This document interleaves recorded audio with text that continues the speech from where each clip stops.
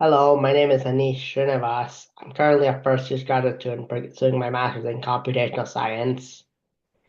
This is my research with Dr. Jared Brzezinski and Dr. Jose Castillo. I'll be talking about constructing higher order mimetic operators without using Vandermonde matrices. I'll briefly talk about the background of mimetic operators, their uses, and current limitations for computing higher order operators. I'll also go into some of the challenges we encounter with the current method while computing higher order operators. So mimetic operators are discrete analogs of divergence, curl, and gradient, which preserve the generalized Stokes theorem.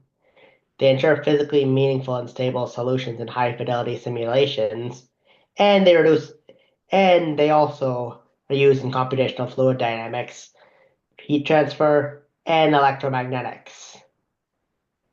They preserve fundamental physical laws like conservation laws. They maintain symmetry and self-adjointness of differential operators, and they improve numerical stability and accuracy and remove bad artifacts in simulations. Currently, mimetic operators use finite difference approximations with Vandermonde matrices to enforce discrete divergence, curl, and gradient relations.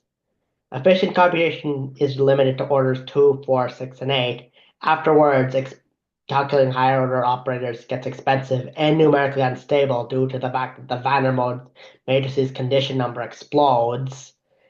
And converting the Vandermonde matrix is O of k cubed, which involves resource-intensive Gaussian elimination.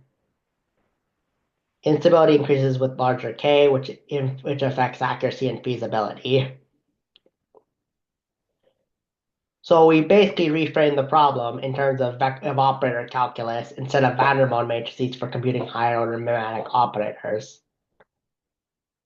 Both approaches support polynomial-based computations, but operator methods provide increased numerical stability and computational efficiency.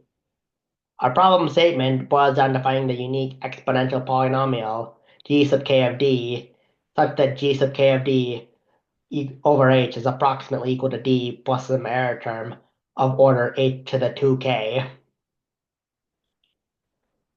So we start with the operator delta sub h, which is sinh of h over 2 times d. And you can use formal power series inversion to get d equals 2 over h times r sinh of delta sub h, where r sinh is defined using its Maclaurin series.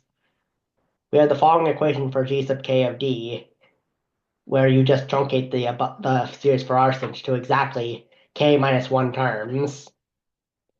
We can also extend our derivatives beyond. We can also extend our vector fields beyond the boundary in order to calculate the terms beyond the boundary in order to calculate the boundary points using the operations for divergence and gradient.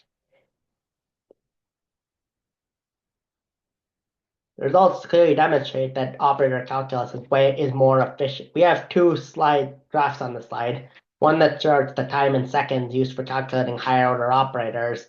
The second chart shows the error when calculating the derivative of x minus x squared whole squared. And you can see that that the operator calculus method is much more efficient, and it has way less round off error.